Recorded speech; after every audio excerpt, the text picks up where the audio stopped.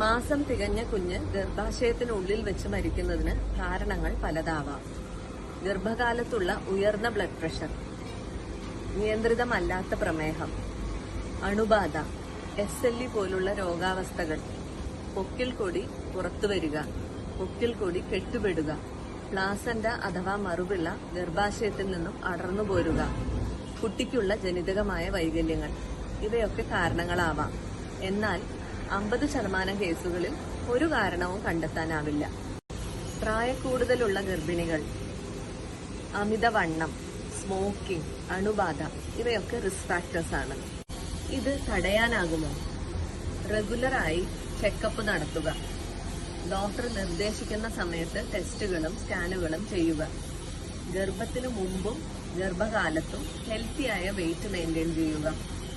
Blood pressure, blood sugar എന്നിവ ശരിയായ ലെവലിൽ വെക്കുക.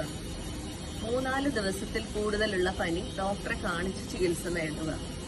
ഇടതുവശം ചേർന്ന് കിടക്കുക. കുട്ടിയുടെ അനക്കം ശ്രദ്ധിക്കുക. അനക്കത്തിൽ എന്തെങ്കിലും മാറ്റങ്ങൾ കണ്ടാലോ വയറുവേദന ഉണ്ടെങ്കിലോ ബ്ലീഡിംഗ് ഉണ്ടെങ്കിലോ ഉടനെ അടുത്ത ആശുപത്രിയിൽ കാണിക്കണം. ഒരു ഗർഭിണിക്കും ഈ അവസ്ഥ വരാതിരിക്കട്ടെ.